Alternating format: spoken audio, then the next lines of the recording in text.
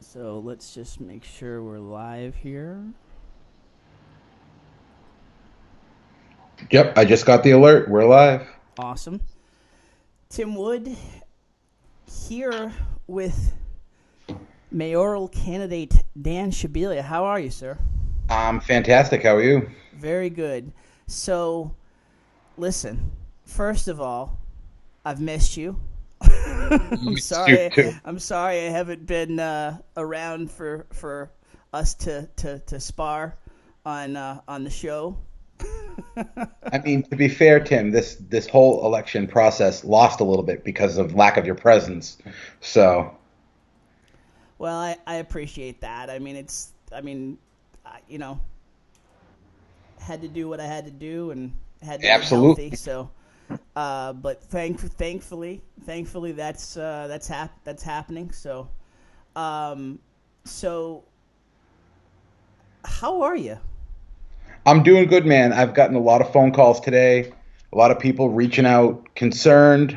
I mean, I don't understand why they're concerned, but I'm good. I mean, I fought the good fight. I did leaps and bounds better than anyone ever thought I could have. And although I'm a little disappointed with how it ended, I think there's more to be proud of than there's more to be upset about. Oh, absolutely, absolutely. There's no doubt about that. I mean, uh, so I mean, you were an unknown. Uh, what? A year and a Eight half months ago, ago? not 9 months yeah, ago? You yep, came onto the scene just because you were a concerned citizen. You were concerned about the budget numbers. You know budgets. Um, you crunch the numbers, um, and because of that, because of your frustration, that's what originally drove you to run. Yes. yeah. That's what put me up to the idea, and I mean, I never wanted to do it. It just kind of organically happened, and I mean, to go from 0 to 60 like that in a community where I plan to spend the rest of my time here, it was crazy. It was a very fast ride to go from being a regular nobody to now being talked to and talked about, and but it was enjoyable, man. I would do it again. Maybe not in 2 years, but definitely someday. No, why?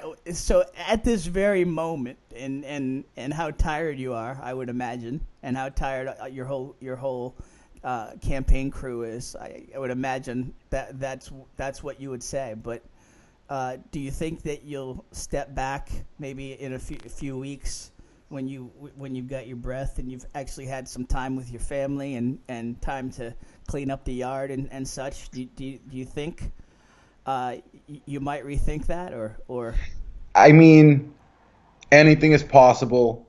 I can tell you right now, there would have to be quite a few fires for me to want to put my family through another mayoral campaign next year. No, in 2 years. It's a lot. I mean, yes. you talk about it, everyone talks about it, but until you're in the thick of it, especially with a horrible commute like I have and two little kids, I mean, my wife kept the show going. So, I mean, to put her in that position again would not only be selfish but stupid. So, Well, yes. I mean that is the unfortunate part of politics is it's I it's know all my it's limit. all in from everybody.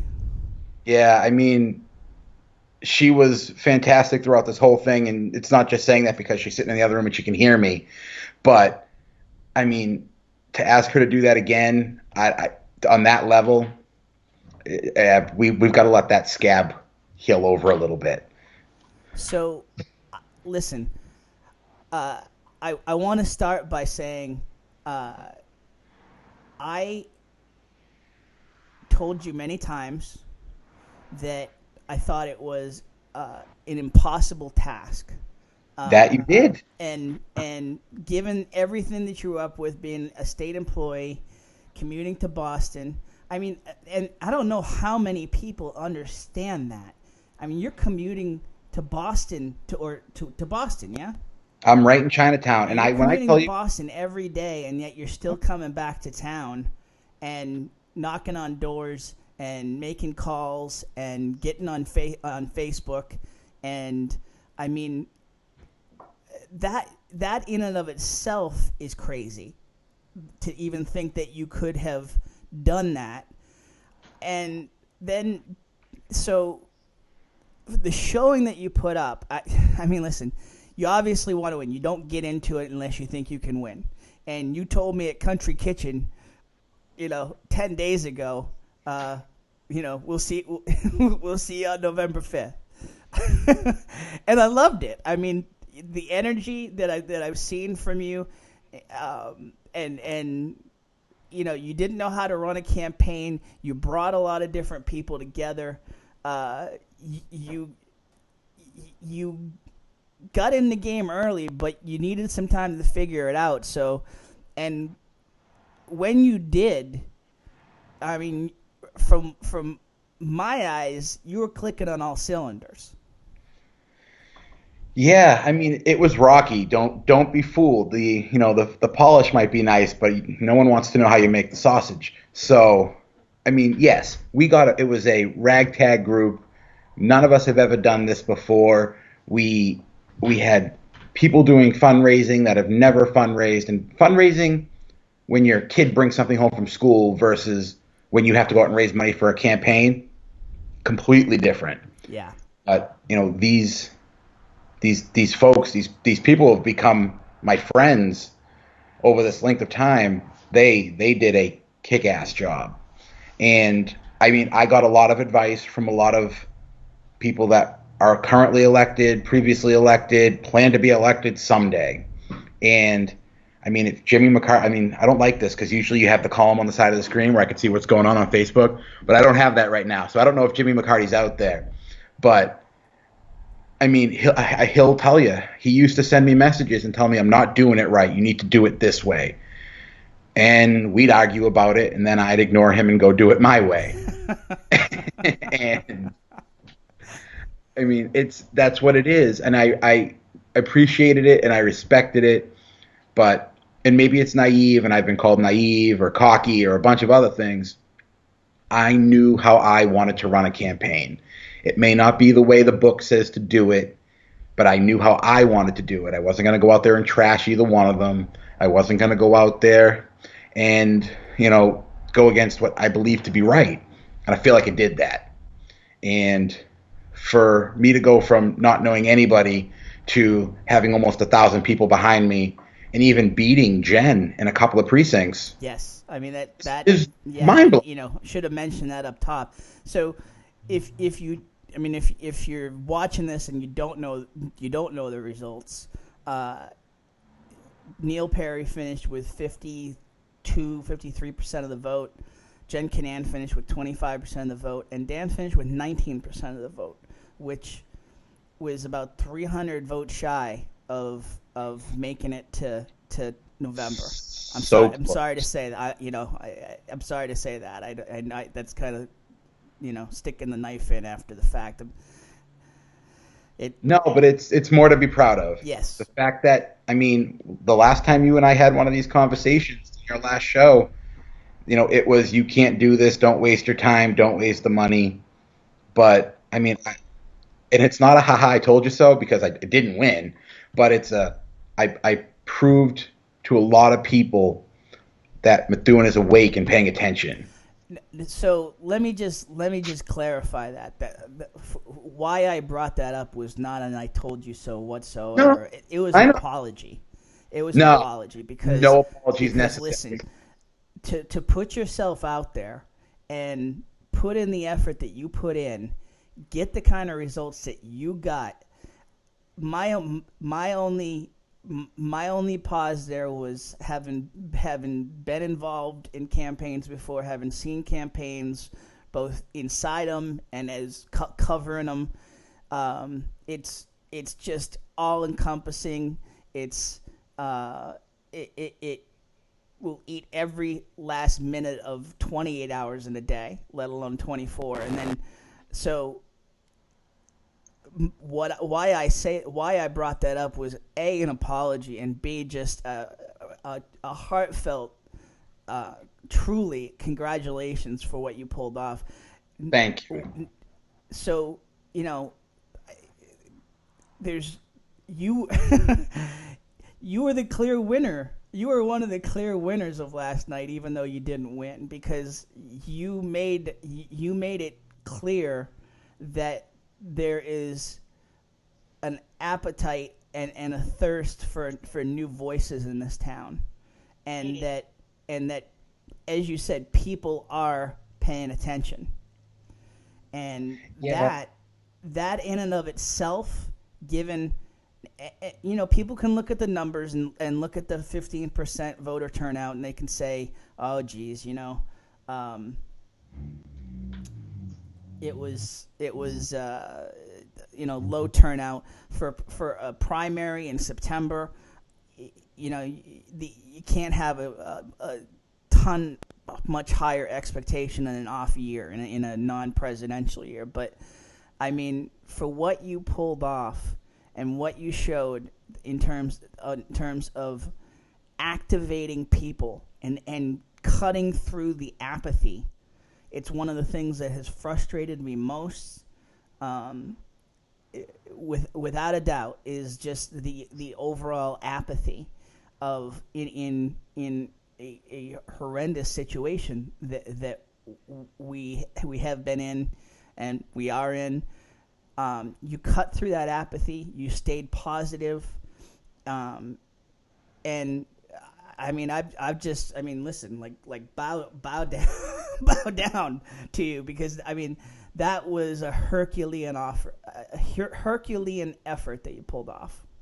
Yeah, man. I mean, I think one of the big reasons I was able to even pull it off was because I embody what the mass majority of Methuen is doing.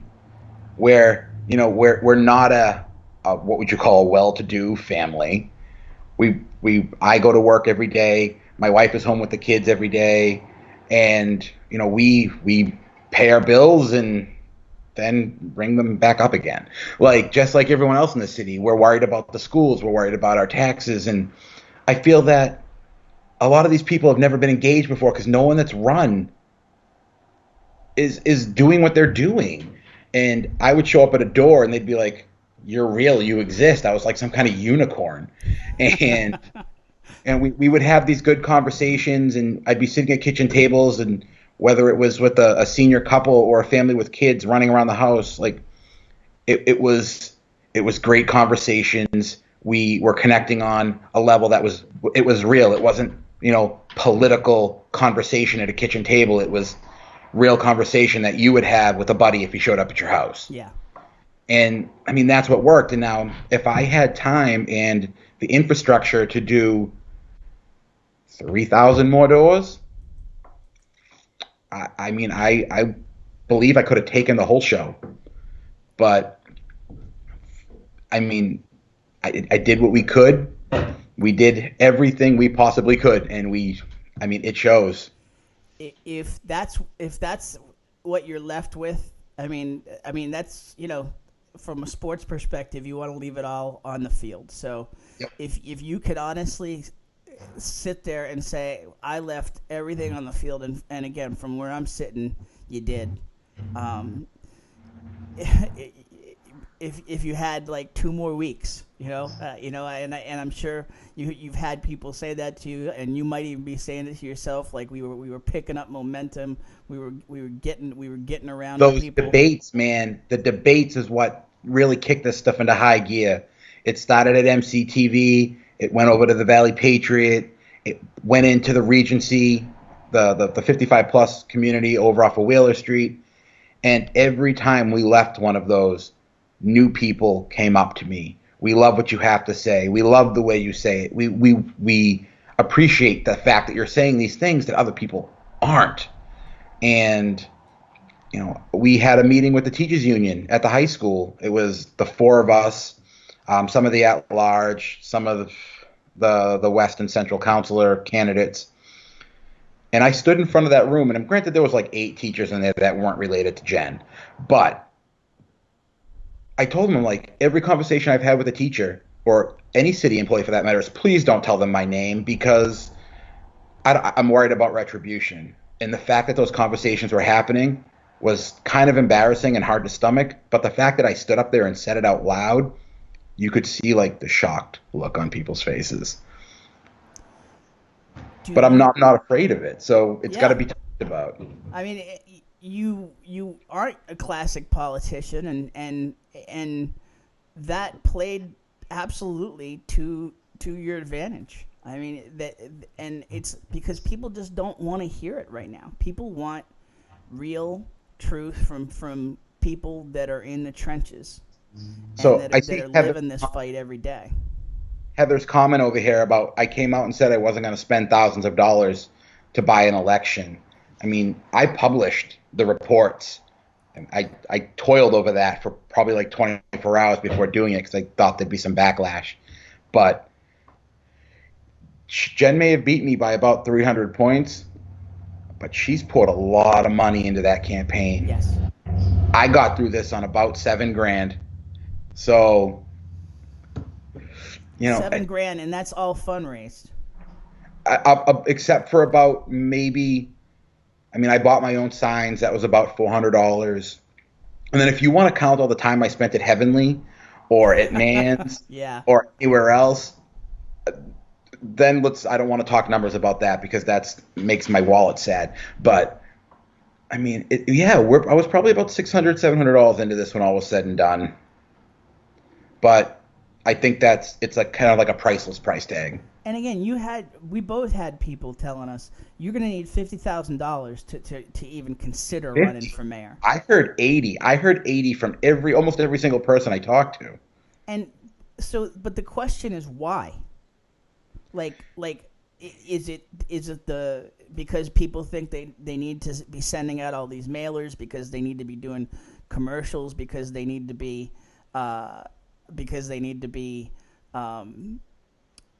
putting newspaper ads in, or I don't know what the money is. All of the above. Yeah. So I bought 100 signs, and I bought them from one of those shady internet companies, and it was still $400. But they're the same quality you're going to get whether you get them from there or Conley. Yep. But Conley's a union shop, and I mean you have to present a good union front because everyone the union uses is Conley. strong. Everyone uses Conley except some people that use Vogel. I don't know. I've never met them. I don't know them, but Conley is the go-to. Yep. But you have to think. If you look at Jen and Neil, there's a little guy behind you. Hi, little guy. They both have these offices. I don't know what Billy Mancy charges for that office, and I don't know what Neil's paying for his. But they have phone systems. Those signs, those giant signs are like $80 to $120 a piece, depending on where you get them. Yep. The mailers, to run one color ad in the Tribune for half a page, you have to sell a kidney. It's unbelievable. I did not spend one dime on an ad. I had 2 in-kind contributions that ran ads for me, and that was it. I mean, the mailers alone, we sent out one mailer, and it went to almost 4,000 voters, they're considered the super voters. Yep.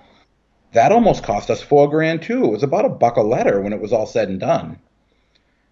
Absolutely, it's it? Not cheap, and No.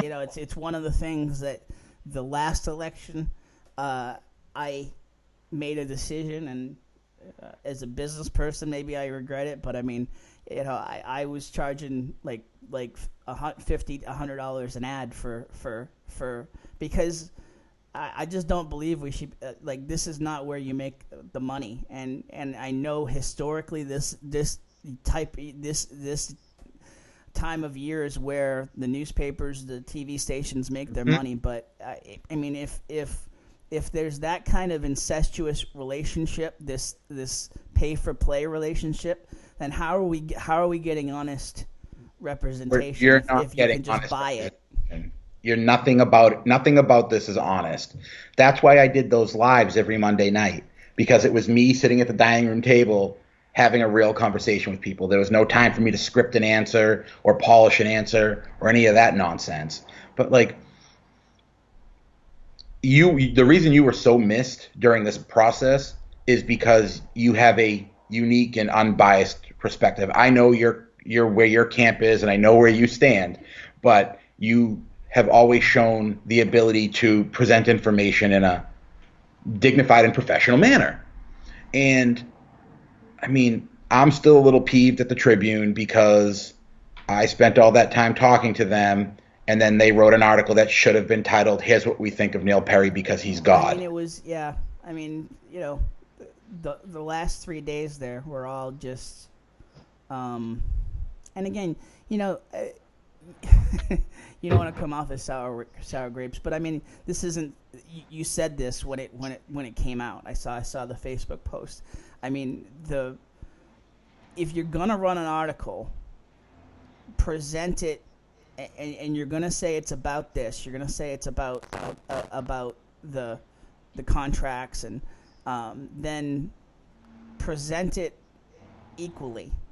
And like you said, and listen, I don't like taking shots at other media, but I mean, it really came off as bias and as It was slanted, without a doubt. and not just that, like not just to you. I think Jen. I don't even know if Don was in that article. Um, I talked to Jen about it. She says, and I believe her. They didn't even contact her, and I spent probably 25 minutes on the phone with what's her name, Brienne, yeah, and she asked me a bunch of questions. The police were in the mix, and as well as other things, but and she wrote the article, which that wasn't the way it was presented. It wasn't going to be a police department article. All that she quoted in there was a little bit of my background experience. I mean, why even include it? It's completely irrelevant to the topic you're actually writing about. and I it's like have copy and pasted stuff that in terms of just like your experience. It's nothing on could topic, and have it was grabbed it just. off Facebook. And then some of Neil's press statements were just printed verbatim in there, and without any response from you or Jen. It's been frustrating, and it's like if you're gonna give space, narrow it down. But yeah, it's frustrating. It's frustrating to see. You had decks stacked against you, and you still kept kept moving forward. And you're frozen again. So there were a few instances where some of the people that were supporting me were going after Neil and Jen on Facebook, and I put an end to that. And there was also a time where some of Neil's people were coming after me, and he put an end to that. I mean, the only one who really came after me from Jen's camp was Sid, but I kind of ignore him because it's Sid, and we just kind of expect it from him. Yeah. But I mean, I didn't want to portray that hostile political agenda that everyone just kind of assumes is the reality of politics. We're better than that. And after yesterday and after November 5th, we all have to still live here. We still need to get stuff done. And if everybody's still mad at each other because of what you said before the preliminary, you got to check your baggage at the door and get to work. And we've proven in the city they can't do that. So, I mean, I'm happy. I'm happy that I ran a campaign that I'm proud of. What's the biggest lesson you learned throughout all this? I mean, the biggest thing I learned, and I mean, it's not a lesson I learned. I mean, I knew it to begin with, but you really need to be careful about who you trust and who you say what to, especially I mean, we're a 50,000-ish city, but we're still a small community because there's really 6,000 of us that are even active in the city. So when you say something, it's going to spread through that 6,000 like wildfire. Yeah. But I also learned that if you balk against the establishment, that all press is good press. Because I skipped that pancake breakfast, for example, because I thought it was more appropriate for me to be out knocking doors or on the street holding signs. And it worked out. I mean, it clearly didn't work out to the best benefit, but I think I earned votes that day because that was a showing. That was a kind of like a little bit of peacocking from the establishment, and I didn't take part in it. So it seems we're having issues with Facebook tonight. Yeah, it looks like we got booted. I keep refreshing it, and I keep looking around to other sites here. It seems like it's a Facebook wide issue at the moment. But we're recording this, so I'll put this up. All right, so it's me and you. So Let's chat. yeah, let's chat.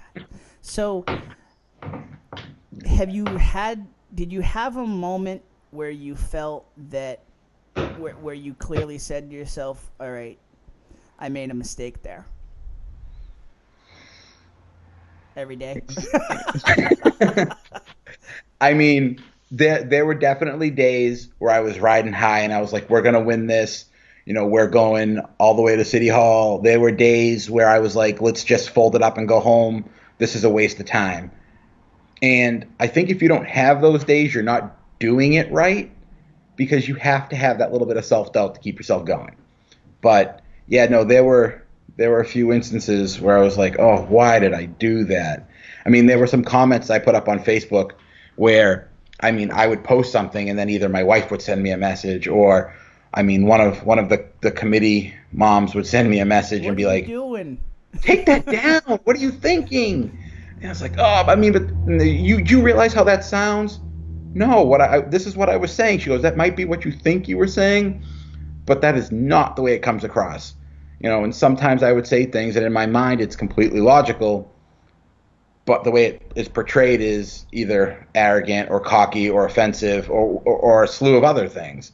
But while they know me well enough to know that's not the intent, it was a poor comment that I threw up while I was walking between North Station and the Orange Line. So it was, when you're crunched for time, you tend to do things on the fly. And most of my campaign was done on the fly. Yeah. So, I mean, there were a few comments that I put up that I shouldn't have, and they were addressed, or I bit the bullet and I fell on my sword. So, but, someday when I'm independently wealthy and I can quit my job and do nothing but campaign, it'll be flawless. So, you were, I mean, the frustration, but frustration of what you saw, but that you cared to get involved. What do you walk away from this? Do you feel better about the city, worse about the city, about the same? I mean, where do you walk away from this? I walk away from this. I mean, I built this fan base, not fan base, this brand, this following, this support group that was built very organically, and it's going to. They all want the same things. So I need to move forward with that. I'm walking away from this debate, and I'm taking time to wrap my mind around what just happened, because there was a lot of stuff that happened real fast. But I'm still very concerned. Be it Jen or Neil or some mystery write-in candidate that comes blowing out of the field, we have a lot of problems. I mean, we did a lot of debating, and I still don't see anyone talking about the real issues at the school. We've done a lot of debating. I still don't see anyone talking about the real issues of economic and community development.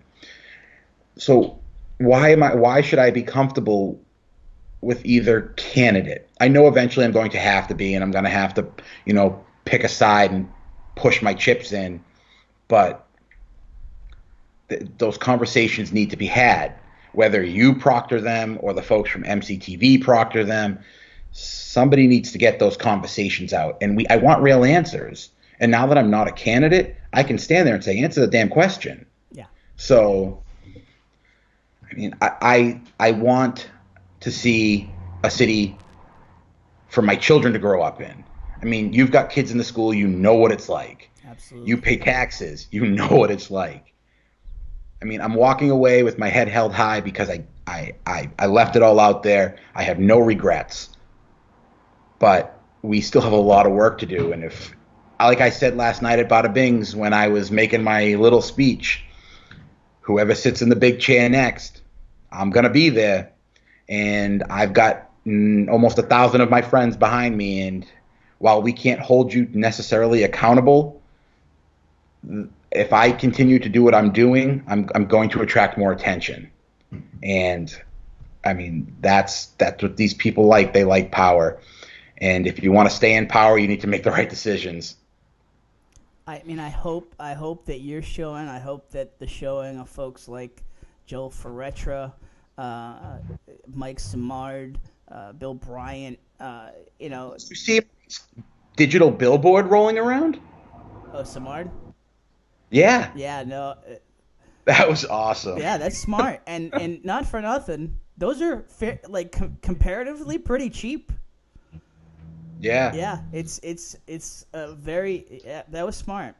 But I mean, I think just it showed that not just because there's some empty seats. I mean, there's a lot of newcomers into this. This was not just an election full of retread names, and I hate to put it that way, but just retread names of folks that run every single time.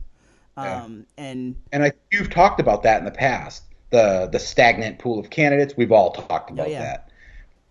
Methuen is kind of hanging in the balance right now. Depending on the decisions that we make going forward, it's gonna feel like it's going to go either off the cliff or we're gonna straighten it out.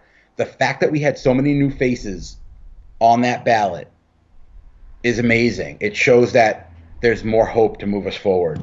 and I mean you can say that's still not enough, and it really isn't when there's nobody running in the East. I mean that's crazy, but you know, but it's baby steps, I guess, and I think there's a lot of folks that have been engaged that feel like it's steps in the right direction for the first time in a while.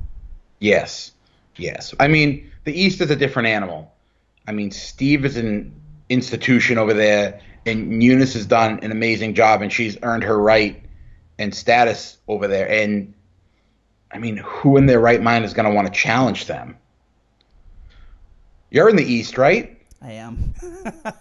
Next year, Tim. Next year. I mean, you and I talked. I I I I Do won't you remember say. that night outside of City Hall? Yeah, Could you imagine how high we would have been in the polls had we done this together? yeah, I know. I mean, just it's. I will tell you, it's killed me to sit out the last 4 or 5 months here. Just as this has ramped up, it's killed me. I kept thinking, especially with the concussion stuff. I kept seeing that July deadline come, and I'm still sitting in the house, and I'm like, oh man, but But but you're good listen. now. Stay good I and mean, catch it on the next round. what'd you say? You're good now. There you go. Stay And the end on the result back. is the end result is we've got new people involved in the process, and new voices and new ideas. What what do you um what do you see? I'm not asking you for an endorsement, but we've got to vote for somebody. So, and what do you see as the strengths? Let's start with the strengths. The strengths of both of the candidates left here. Okay, let's do that. So, I mean, everybody knows Jen.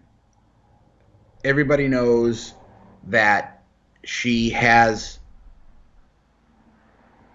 I'm trying to think of a nice way to say things where I don't end it with something disparaging because we're talking about strengths, not weaknesses. So, Jen has had a tough time on the council. She has led that council through, I mean, for all intents and purposes, what was essentially a dumpster fire. between the last budget and this go around. And I mean, that can't be taken away from her. She's done a lot of good things in the past between her work with the psychological center and just helping out around the community, getting things done. And no matter what people say about her, you can't take that back. Now, Neil, on the other hand, was much like me. He was a new face. I mean, he's been involved with the Festival of Trees. He was an ESL teacher. He had a base. He grew up here. I mean, they both grew up here. So by right, they're vested in their community because they came up and they stayed here.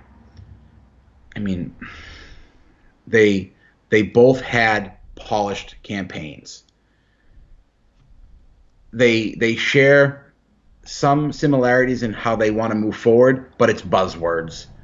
I mean, that goes back to my statement earlier: is I want real answers, and I feel like nobody's given them yet. It's all, it's the fluff. There's a couple of finer bullets, but I want a real conversation like human beings. I mean, I'm over at the Loop.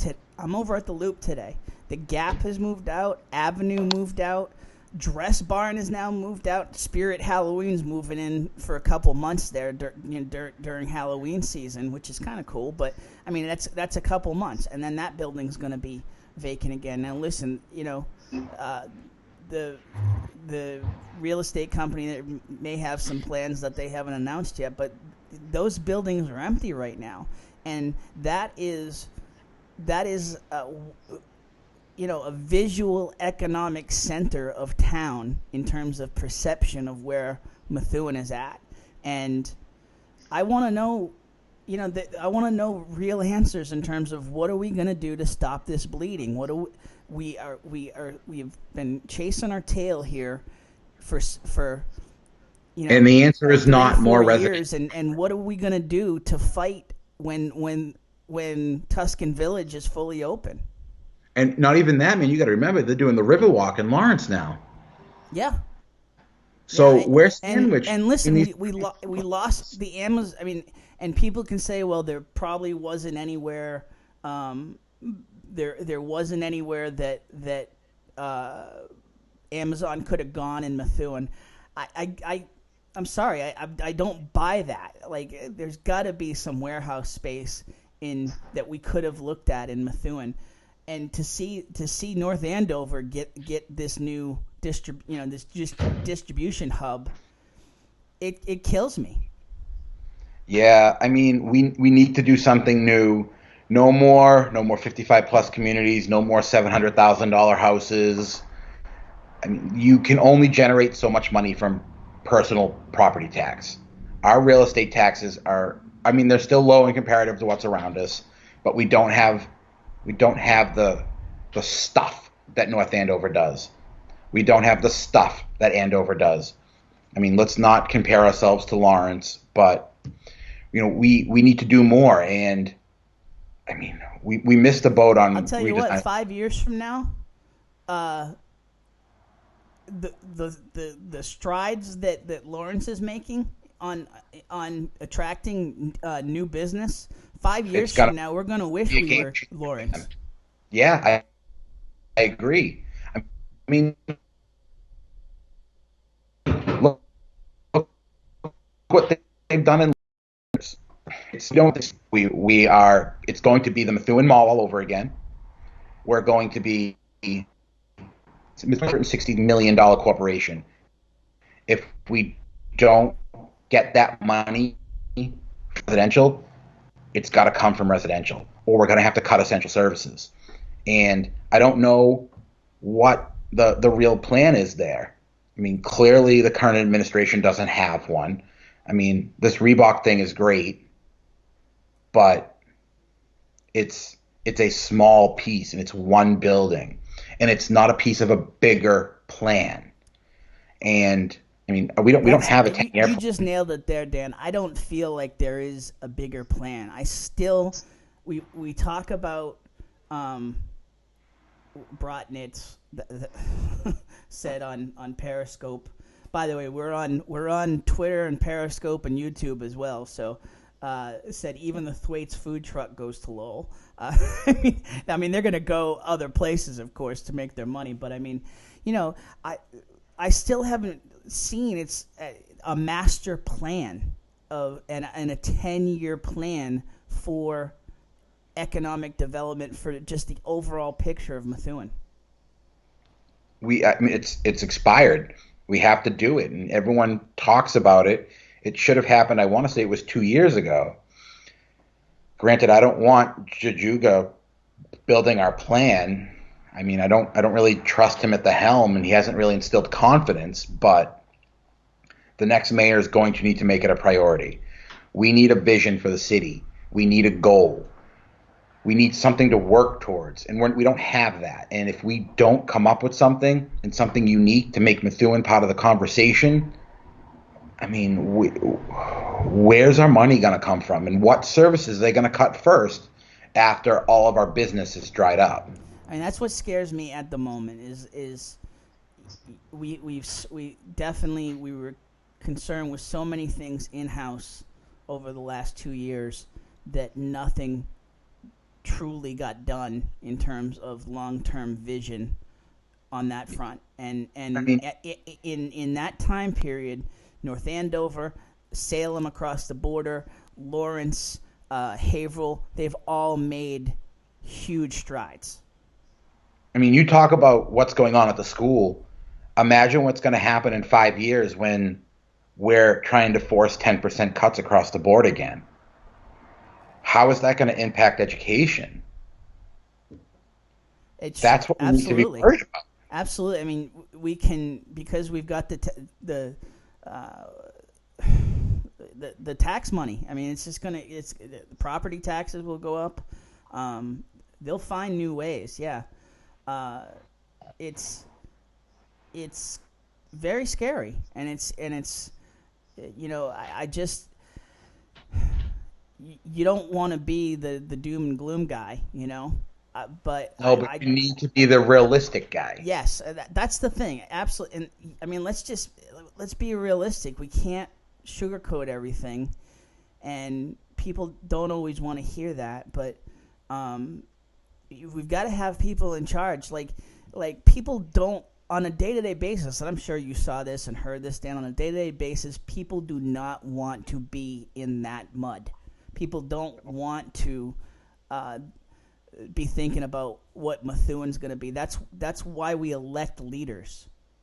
And here's the thing, man. I mean, you talk about being the doom and gloom, but neither one of us is sitting here saying we're doomed. We're both sitting here saying these are the issues we need to make a plan. And whoever's sitting at that table, it's not about doom and gloom. It's about identifying the issues and then addressing them. And that's what those folks need to do. Put your issues aside and address them. I mean, we need to come up with something new on a Thursday, Friday, or Saturday night when you're ready to go out with your family. I mean, other than Friday night when you go for your fish, because I know that's what you do, but Methuen needs to be in the conversation, and right now we're not. You can only go get soup, salad, and breadsticks so many times at the Olive Garden. Yeah. So I mean, Thomas said how his Haverhill made strides. I mean, just having that downtown and having that life in downtown, that they might be barely hanging on, but listen, they approved, and wherever you stand on marijuana, I'm talking from a strict business development perspective, they figured out what they wanted to do with recreational marijuana, and their shops are going to be opening. So, and so again, 3 years from now, when we finally figure out what the hell we want to do with this issue, it'll be too late. But here's the thing, man. If you remember, not too long ago, North Andover had the opportunity to do a grow facility down at the Osgood Landing, Osgood Building, whatever it's called. Yep. That thing was projected to put out like $15 million a year in tax revenue. And that wasn't a store. That wasn't a attention-grabbing destination. That was quite literally a building with plants and scientists. Yep. Like McKesson is over on the west side. I mean, it's nobody sees what goes on in there, but yeah. I It's mean, we need to do something. and And by the way, North Andover rebounded pretty good on that Osgood in terms of yeah, getting Amazon there. So, they did. but I hear what you're saying. I mean, I I know just don't Tom hear Spittletoe. those bigger picture. I don't hear anyone discussing it even in this campaign, um, and that's what makes me nervous.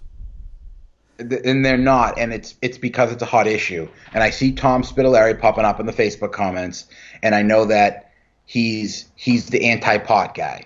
And while him and I have had a positive relationship throughout this campaign, we disagree on that issue because I'm pro pot. I'm pro pot revenue Yep. is what I guess I should really say. Yeah, like I said, I'm And talking about it from an economic development perspective. We can have 100%. the moral arguments about it, but at least they're addressing it. And I think for the anti-pot folks, if they want to stand up and say not in my backyard, come to the table with another idea. Come to the table and say this is what we can do, this is what it's going to generate, and that's why we don't need pot. Nobody's done that. Were you were you frustrated in terms of? I mean, I've said this to you. I've said this to a number of folks. I think it's masterful in terms of um, how Perry's folks um, have been able to uh, position him as the outsider. I mean, is were you frustrated by that during the campaign in terms of just uh, this idea that he's an outsider? I mean, Neil and I have talked about it, and I mean, he's an outsider in some sense, but not in others. He's not an outsider like me. I came off the map and then jumped straight into the middle of it. He's he's been in this community, and while you know, depending on where you stand, Sharon and Tom may or may not be behind him, and everyone has their difference of opinion. You know, he's come out and said while they're supporters, they're not his puppet masters, and I'm hoping and I'm choosing to believe that until proven otherwise, because that's the way I'm going to operate. I'm going to take him at his word until I have reason not to. It's all we have. Our And word's all we have, exactly, right? exactly. And I mean, just like Jen, That doesn't work so well in politics, unfortunately. it does. And word, again, word, maybe and I'm honor don't are kind of oxymorons in politics. and maybe I'm naive, but I mean, Neil and Jen, I've maintained positive relationships with both of them, and until I have reason personally to not believe them, I give them the benefit of the doubt as on a personal level, things that we have discussed face to face. And I mean, yes, he worked with her. We worked with Sharon on the Festival of Trees. I mean, there are a lot of people that work on the Festival of Trees. He's worked with, I mean, he grew up here. He knows these people. So to say he's an outsider, no, he's a Methuenite through and through.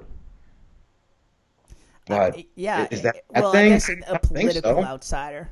I guess that's kind of definitely not an outsider in the town, but and like you said, you gotta take him at his word. Tom Lucier is his campaign manager, right?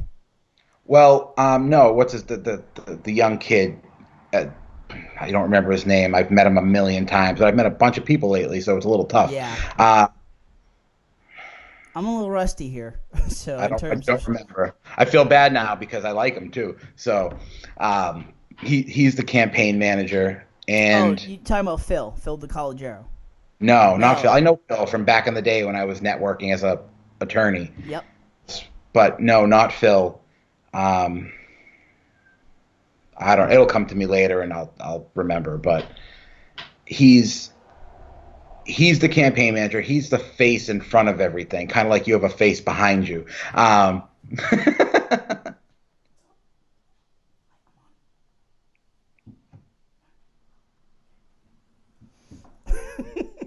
See, I'm lucky. Mine are little and they went to sleep. Yeah, No, but Rossi, Joel says. Rossi, yes.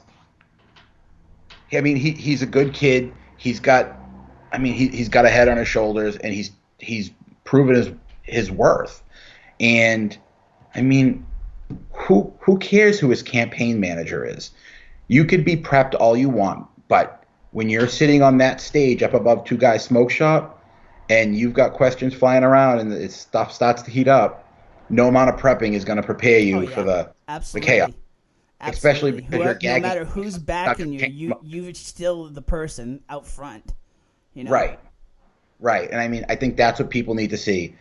I don't care who, and I said it last night. I don't care who your real or make believe puppet masters are. It does not matter to me.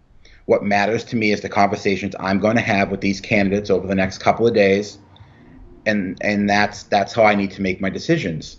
And I mean, they both know where I stand. They both know how I feel about the issues because I don't think I've minced any words over those. And I'm hoping to be able to at least tell people how I feel and how I plan to vote, and then they can do with that information what they will. If they want to view that as an endorsement, cool. If you don't want to view it as an endorsement, I mean, I'm not going to tell anyone what to do when they walk in that box. That's you. That's your right. Go nuts. But just it's. I think people need to get past the talk. I think you need to stop listening to this small group of insiders on both sides. Both camps have their mouthpieces. Stop listening to that nonsense. Listen to the candidate, ask the candidate questions, invite the candidate into your home and sit them at your dining room table and talk to them. Ask them stuff that's not scripted, not planned, whatever you feel is appropriate. See how they respond, assess it, make a decision. Don't listen to the crap on Facebook, because Facebook, everyone treats it like it's this representation of the whole world. If you go through every Facebook group, it's quite literally the The same. same 10 people. Yeah, and it's not. It's this microcosm, and we give it so much credibility. And I mean, while Social media has its place in election nowadays. For sure, but you nothing replaces knocking on doors and human speaking interaction, face to face. which I realize is funny considering I'm sitting here staring at my computer, but I mean, yeah, you need that human interaction. If someone's going to be sitting up there and I'm trusting them with my money, I want to be able to sit down and have a conversation with them and know, because I like to think that I'm a good judge of character, that person's going to do it. And I spoke to both Neil and Jen, and we're working on setting those up. Setting what up? Meetings? Little meetings. I'm going to sit down with both of them. I want to have conversations, because just because I'm not in the race, it doesn't mean that I'm going to go quietly into the distance. I mean, anybody who knows me. What is the biggest thing that you want or need to hear from either one of them to win your vote? I mean, for me, it's basically three issues. It's schools, and it's money and culture. It's economic development because of property taxes, and it's the police department contract, the Superior Officers Union. We need to know how that's going to be handled. I mean, I get it. It's going into arbitration in October, and we'll see how that goes. But those are the three things. Can we head off the arbitration? I mean, we can't because DeJugas at the table. But what is the damage? And if it goes either way, what is your response? How are we going to handle it? How are we going to budget for it? You can't budget for something we can't afford. What do you cut first? Because you're gonna have to encumber that money to pay for those liabilities. I mean, that's what's scary about arbitration. We're cut off. You know it well. I mean, that's what's scary about arbitration. You As don't an know attorney, how they it's going teach to go. you stay out of court. As an attorney, they teach you stay out of court. Yeah. And I mean, it's scary because you don't know. But on another hand, nobody knows enough about the contract to have an intelligent conversation, and they've proven that at city council meeting after city council meeting after city council meeting. So I hope that any arbitrator can look at this. And the candidates, quite honestly, to a large extent. But Absolutely. I hope that any arbitrator looks at it and throws everybody out and says, "Go, be functioning adults in society and figure this out." That way, we can do something about it. Otherwise, it's going to create a bigger rift. And if we get stuck having to pay these astronomical numbers, it's going to impact the schools, the DPW, the fire department, and every other department that we're already having issues in. We can't handle that. Forget the pension liability. Let's not even go there. So that's the questions that they're all going to get, and I hope that the answers are good. Because if they're not, I'm going to tell them. So we'll see what happens. I'll let you know. do you so you said you're not going away. Do you envision working as part of either of their administrations? No, absolutely not. And I mean, that rumor I went knew the around. answer, but I had to ask. You know, Yeah, I I know you mean, have a job. I so there was this rumor that went around, and granted, I know exactly where it came from because him and I had words. This rumor got started that I was interviewing for chief of staff positions with both Jen and Neil. I mean, I appreciate the fact that they think I'm qualified to be chief of staff, but I don't want that position. That is not what I was willing to give up my job for. That is not what I was willing to put my family through this for.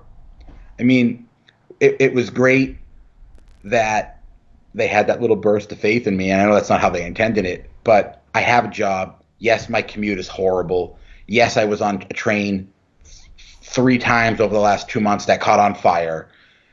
And then one where I had to take a bus because a crane fell on the railroad tracks. But I like my job. It provides me with upward mobility. It provides me with a constant challenge. And I'm not prepared to walk away from that for a position that might last 2, 4, or 6 years. So, no, I mean, I'm going to stay where I am. I mean, I'm not, like I said, I'm not fading away, but I'm not going to be working in either administration. They can't afford me, Tim. It's not in the budget. Well said. Well said. You don't want to break the budget, right?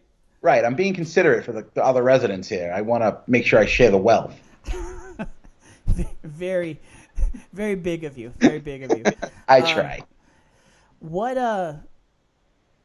What's the biggest thing you heard from residents as you were knocking on doors? It's the first question, quite literally, out of everybody's mouth was, "Who do you have for family in the city that's on the department?" That was always, I mean, 99% of the time, the first question that everyone asked me. And I was honest with them. I literally don't have a single person in this city other than my wife and 2 children. And my kids, and I made a joke one time. I was down in the East Capitol area knocking doors, and some guy asked me the question. I told him, I go, well, I got a 3-year-old that I'm going to try to get on the DPW. I figure he could like help dig graves or something. He could lift a shovel, so we could maybe help him do that. And this guy was mad. What you got going on over there? I'm not sure. Oh. It's always a party. Yeah. But no, that was always the first question. That was always the biggest issue on people's minds because they're sick of it. I mean, the conversation always progressed, and it's not the conflicts that you see that are the issue. It's the conflicts you don't see. So, I mean, after that, it was the police contracts because they're worried about the liability. They're worried about their property taxes. And then the conversation went in a million different directions. Sure.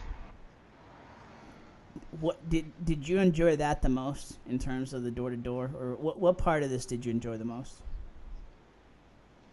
So I can literally hear my wife grinning in the other room.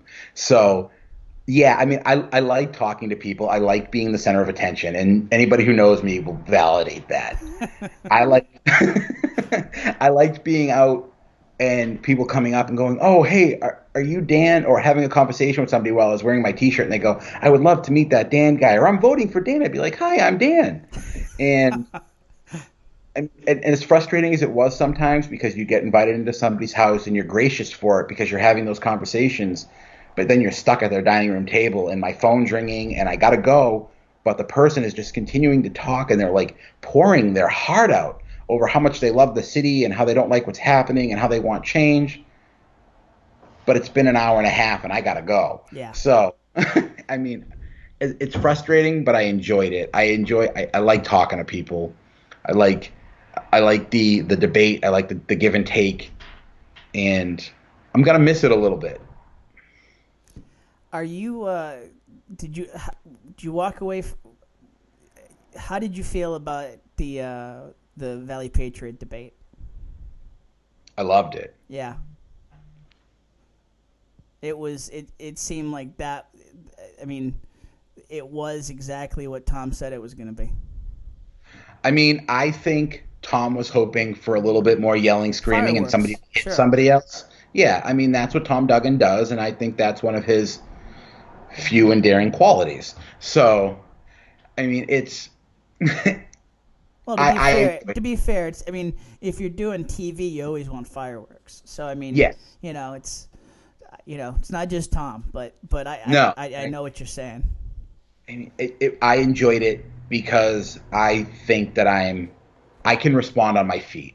I don't need to be prepped. I just because I know the issues, I have ideas, and I'm confident and comfortable with what I'm saying. So I can sit in that chair and have the conversations, and I can defend what I'm saying. Some people can't do that, and some people take it, and while they may not take it personally, they respond personally. And oh, she's on the hunt. Deb, yep. Gotta let Holly out.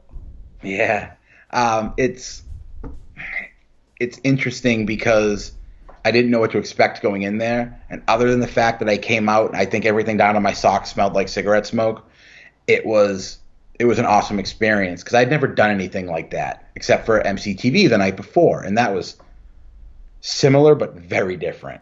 Yeah, And it's very comparatively very staid, it very is, buttoned and up. I mean, my biggest issue with the MCTV one is I got yelled at because I wasn't looking at the camera. Because you talk to someone and you look at them. Yes. But I mean, I got yelled at, and then apparently at one point I got excited and I banged my hands on the table and I got criticized for that. But it happens. And it was only an hour, right? It was an hour, and how do you respond to a question in 60 Yeah, seconds? I know. It's But a bit much. That's what I appreciated about Tom's was that it was gonna be however long it was gonna be. no, we had 2 hours. They had the studio for 2 hours. We were not told it was going to be 2 hours until you showed up there, and he was like, "Oh, we're here until 4. Thanks for the heads up. I have stuff scheduled at 4." So, I mean, but it was good. I look forward to it. I actually had a conversation with him the other night because he's doing the mayoral debate, and he made a joke about me being a part of it, and I said, "No, no, let's do that. Let's have the debate. Let me because I can poke the questions. I know more. I know more in depth because I've been so immersed in it. Let me do that. I think it would be beneficial for the city, and you'll get better ratings. I mean, it might not be Joyce ratings because everybody loves to watch Joyce, but this could be good. So, well, I'm not going to let him off the hook for that one. So, Duggan, if you're out there, I'm still interested in being a part of the party. When is that one? It was the week before the election. I Okay. don't remember the exact date. Okay. I mean, I Uh, would like to think they'd do something before then. yes. This one debate nonsense is for the birds. You should do one. Not to put you on the spot, No. but No. I've if we can, if I can keep making progress here, I'll definitely want to try to do something in October. We'll yeah. yeah, we'll talk to the different camps. Um, I've taken up almost just over an hour of your time here. What haven't we covered that you want to get out there? I mean, a lot has happened. We've covered a lot, and there's so much more we could talk about. But I mean, the biggest question is what's next. I've gotten people walked into my office, man, literally all day. How are you? Are you okay? Yep, I'm good. I'm happy with the way things ended. Not happy, but as happy as I can be. And I'm not done yet. And I made a comment on Facebook yesterday about not being done yet, and for people to clear their calendars. In my mind, I was talking about next year because we're going to try something. I don't know what yet, but something. And then the messages started flying in hot and heavy. Open seat in the school committee. You should do it. So, I mean, I'll be open and honest with you. I'm thinking about it. My wife and I have talked about it. I mean, the idea of running a write-in campaign or a sticker campaign is daunting, but it's a possibility, and I would like to know what people think.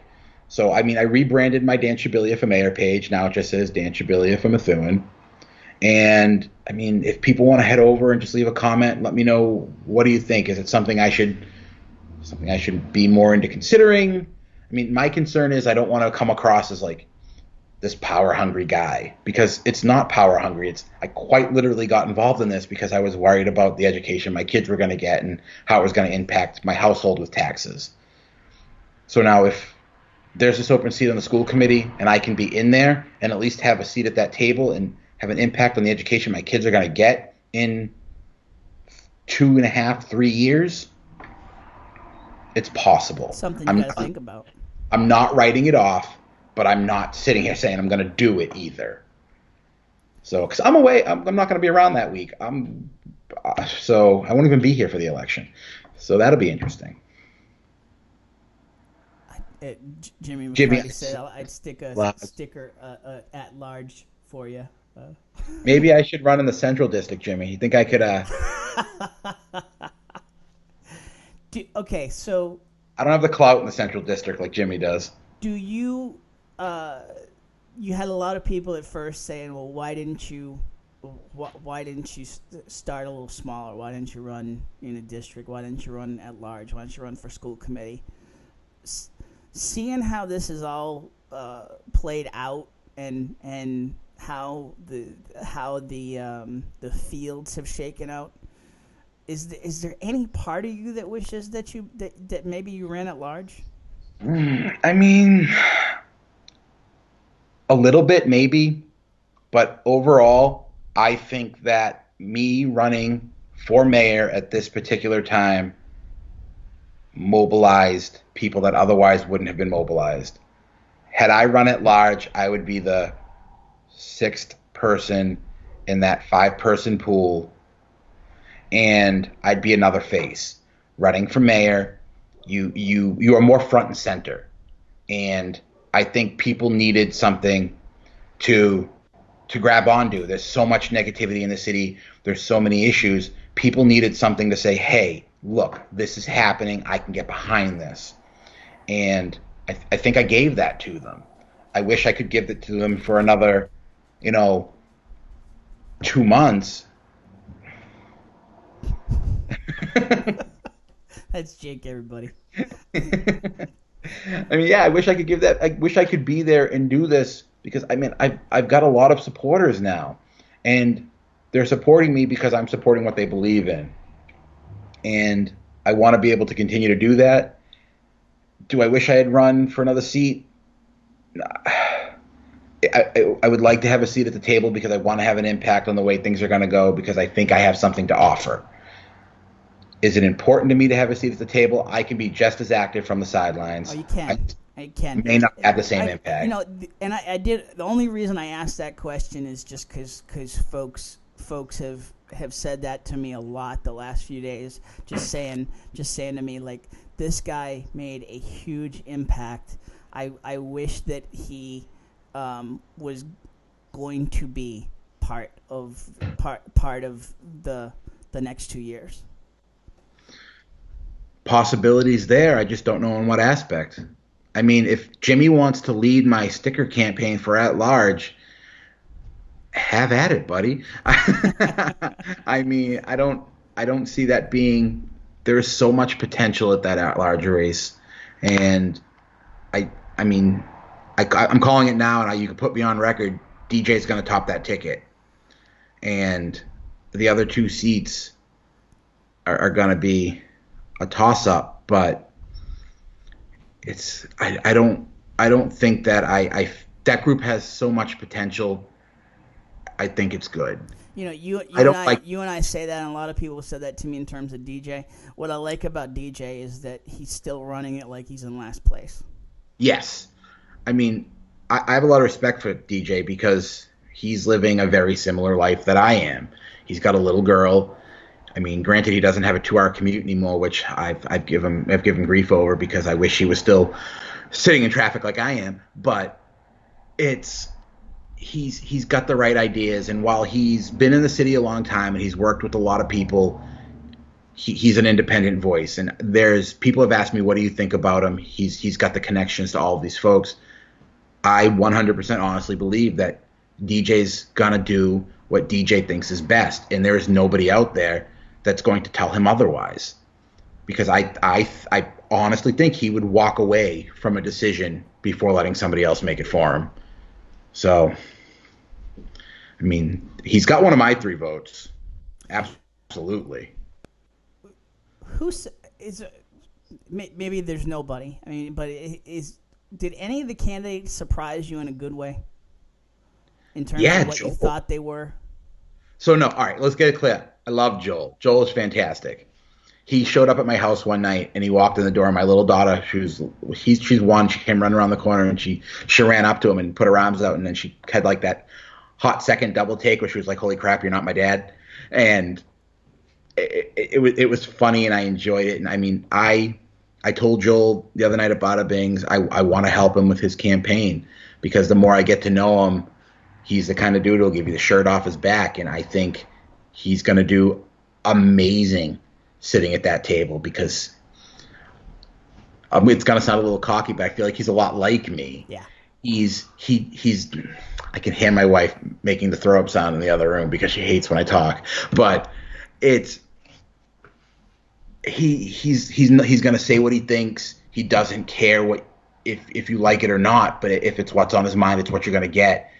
And I mean, I think that the fact that he came out the gate and beat Joyce, who is an establishment in the city, and she's in that prime demographic where those people vote.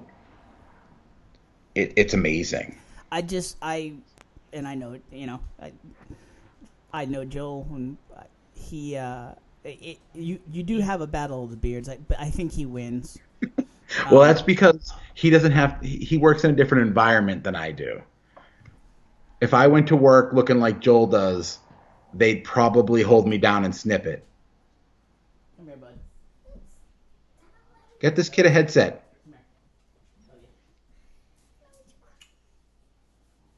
Oh. My dog Holly's in here too.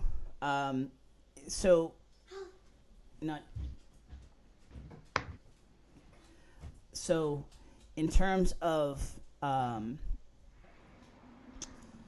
yeah, Joel, I just want to make sure. Yeah, oh yeah, Joel's got the coolest beard. Although you guys both rock a good beard, I got to tell you, you guys both are got some got beards that I would die for. I mean, that's how I met Joel, was because of his beard. Sure. Yeah. I mean, I just hope. I know he won't. I just hope. He finished second, but that race is bunched up. And I just hope he keeps going as strong. And it's hard to do. It's hard to do, but I just hope I know he will keep going as strong. But a lot of her supporters might have just said, she's got it, and so they may be reactivated. I told Joel the other day we're going to get him to top that ticket. I mean, I like Jimmy, but I'm pushing Joel to the top of that ticket. Hey, the J&J show, it's good. How about just I know there's too many people to thank, and I thought your speech was fantastic at Bada Bing. Thank you. But is there anybody that you or anyone that you want to thank, or just any anything that you didn't get out last night that you want to get out? No, man, I think I got it all out. I mean, the people who were really there and the people who gave up the most amount of their time, you know, my wife carried a lot of this workload, and then Nina, Tiffany, and Jade did more than they could ever have done. Jen came in off of a recommendation by Rich, and she was huge in this process. And without those four, it wouldn't have been possible. It quite literally wouldn't have been possible. So, I mean, without them, I mean, I'd still be out there plugging away one door at a time. But they helped me. They bigger yet, they dealt with me. So it was it was Because you have to manage the candidate. you do, and they did it. And I mean, I can't tell you how many times Jade has been. People come up to Jade and said, "Are you Dan's wife?" And I mean, no, she's not that lucky, but That's Kelsey laughing in the background. but thanks, guys. Way to make me feel confident. You could have at least Wait, given him that one the day after the election. Come on. take it down a notch. No, but I mean, they did more for me than I can ever thank them for. I mean, there's no amount of pizza or anything else that's gonna show my gratitude. And I mean, they're stuck with me now. They're quite literally stuck with me. They've become my work wives. And while we had a little bit of a divorce last night, while we closed down the operation, the group chat stayed strong this morning. So, I mean, I've got 3 new friends. They've got me, and I can from my couch quite literally hear Nina because she lives 2 houses down. So, Little bromance with Brian Gaspar here. I do. Brian has stolen my heart. All kidding aside, that has got to be one of the biggest positives. Is just all the new friends you made in the middle of all this. Yeah, man. I mean, I've met some really, really awesome people. And if nothing else, that is my best takeaway from this campaign. I mean, Brian and I grew up maybe 3.5 miles from each other. Granted, he's a few years older than me, but I didn't meet him until not too long ago. And now, I mean, his entire family. I mean, him and Carrie are awesome people. The boys are awesome. And they've been there to support me, and they didn't know me from a hole in the wall a year ago. And I mean, they're stuck with me now too, and it's going to be a good time because we're not going anywhere. And as soon as the house next door goes up for sale, Kelsey and I are packing up and we're moving into Brian's neighborhood. So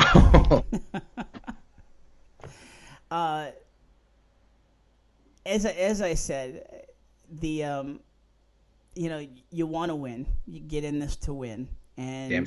there are some folks that walk away feeling like just blindsided by losses and that fall off the map.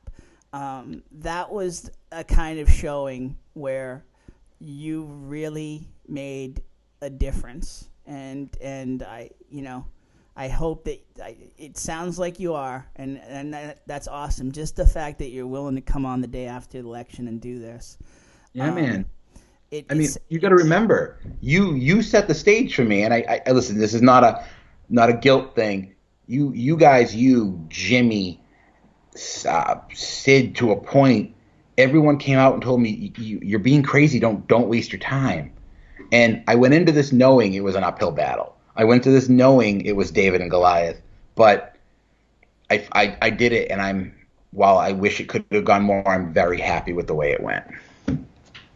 And See, 2 years. I never said don't do it because we need people like you in this process to fix this process, and I just cannot say enough in terms of And listen, I've been watching from afar. I've been watching from the Facebook and papers and just talking to people and I'm sure. but I've just been so impressed by the impact that you've made and um, you've I won't even say you've exceeded expectations. Nobody could have put an expectation on you.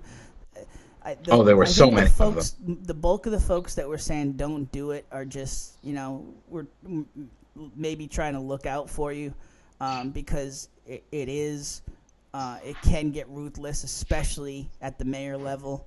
But you showed that you can run a positive campaign. You can stay focused on the issues. You can.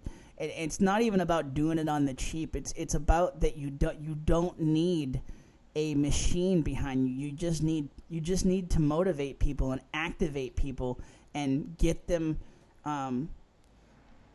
excited about not even politics, but just government and what we need in government. And we talked about that last night. Quite literally, it was probably 11 o'clock, and we had just gotten into bed. And Kelsey looked at me and said, "The best part about this is the fact that I feel engaged now." And you have to make politics, because politics is dense. Life is even denser. You have to make it palatable for people and something they can digest. And I feel like that's what I did. And we were talking last night, how do we continue to do that?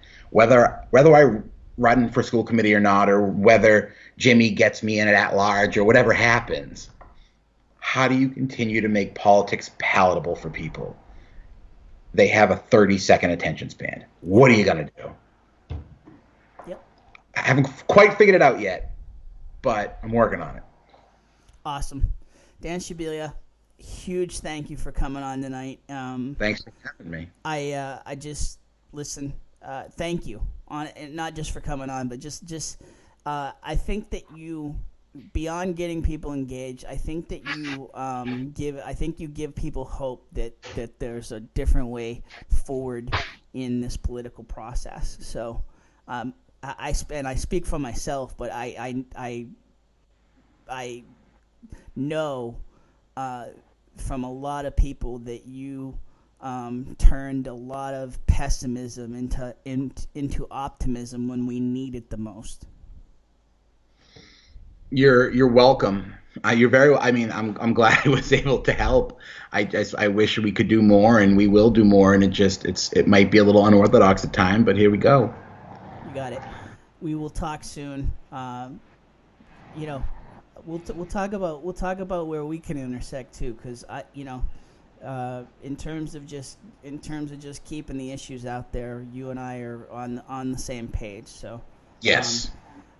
Best of luck to you in just getting some R&R and getting to know your wife again outside of the political arena, and we'll talk to you down the road. I'm sure sooner than later. I'm sure you'll be hearing a lot about me. I'm not exactly known for being quiet now, am I? All right, everybody. Thanks for joining us. A little special edition of Looped In Live. Hopefully more of these to come. I'm into this a little late in the season, but I still want to try to help get people informed as we head towards Election Day and beyond. So we will talk to you in the near future. It's been fun.